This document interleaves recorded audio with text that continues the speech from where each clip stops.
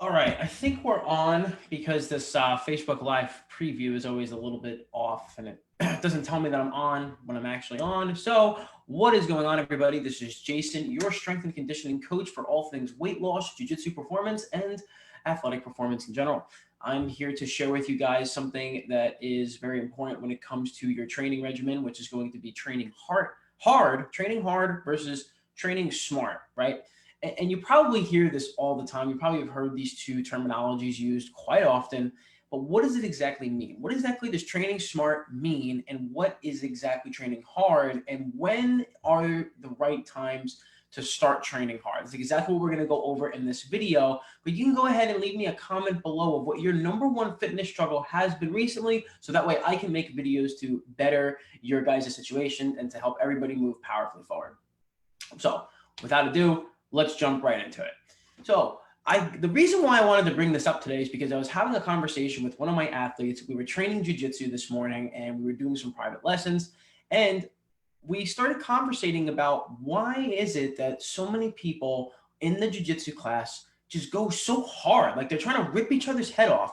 And we were talking about how save the fight and the intensity for the competition itself, right? The live rounds that you do in jiu-jitsu class, what exactly is the goal? Well, most people's goal is to try to just kill each other. And you see this so often. And it doesn't make you a bad person if you're trying to train hard. It doesn't make you a bad person if you're just trying to go harder in a match. But the problem is that you can really hurt your training partners. And you might be better off actually cranking down the intensity a little bit and not so much trying to just kill each other. I mean, you guys got to give each other like some support. Yo, what's up, Max? Max is a great training partner. Look, guys, training smart. Max is like the man. Timothy Miller, yo, what's up, man? Milliner, sorry.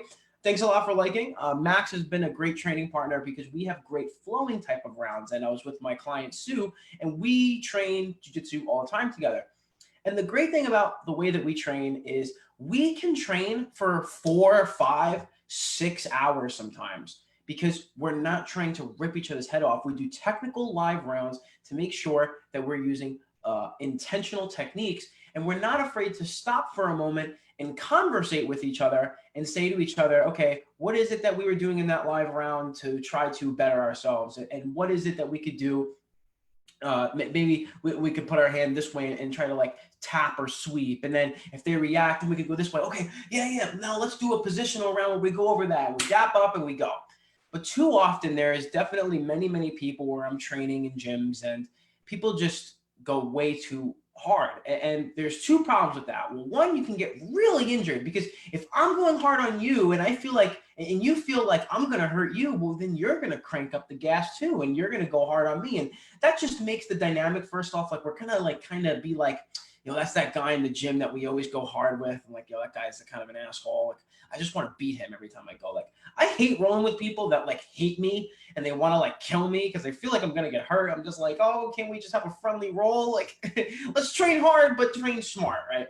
And that's where this topic really came from. So, of course, training hard is also very intelligent, but we need to make sure that we are aware of where we are cranking up that intensity, right? And that's why you see some people like George St. Pierre is a great example of this, where in the training room, he's only going like 40, 60, 80% at most some of the times. And that's why people love training with him. And that's why he's had such a successful long career, because he's not trying to just go super hard versus actually, I can't remember his name off the top of my head, but it was a UFC fighter. He lasted up until about 30 and then his body just started giving up on him. Maybe Max knows, because Max knows like a bunch of different athletes out there. There was a guy up until about 30. He was training hard and his body was just breaking down on him and he couldn't really fight anymore. And this happens so much to fighters because of course you need to have that mentality of like, well, I got to train hard. I got to push the pedals. I got to go harder and harder and harder.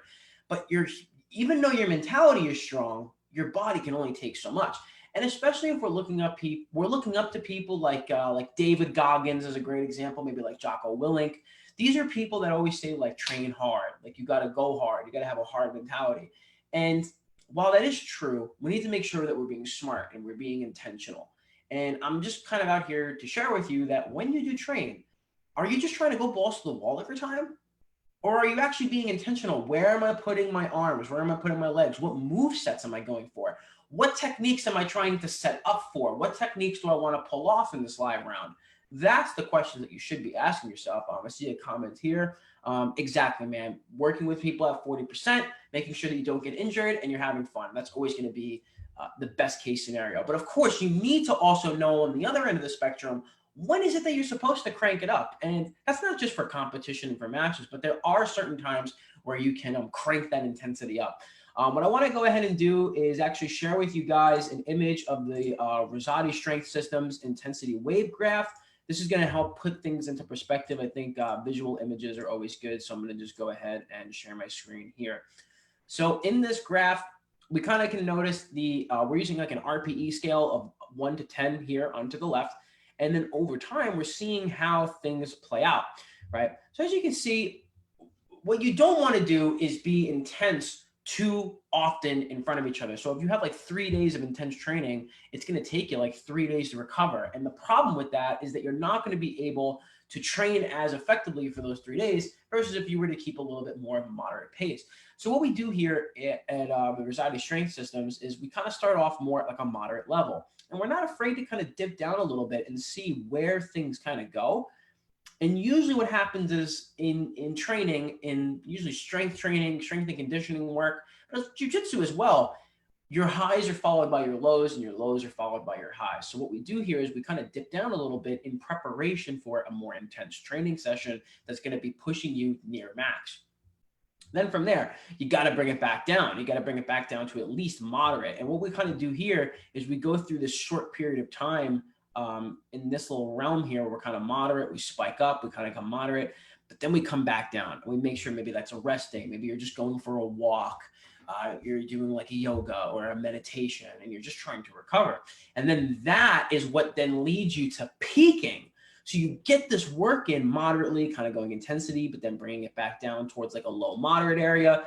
Then after you kind of have a little dip in your performance, you take a few days off, which for the athletes that are looking to do a competition and we're doing like a carb loading or carb cycling type of scenario where we need to make sure that we're in weight class, but we're also making sure to fuel the body with an excess amount of carbohydrates and glycogen, so that way your performance can stay high. Those like last 3 days before like a competition is going to be really, really low. Like you're not going to really train a few days before. Now, there are a lot of people that say, hey, you should train really hard before the competition. It's okay to do. If that works for you, hey, keep doing it. What I've seen from a general perspective is that you're better off giving yourself a couple of days off before competition, so that way you can be rested, refueled, and ready to go. You can get into that flow state a lot easier when you give yourself that day off.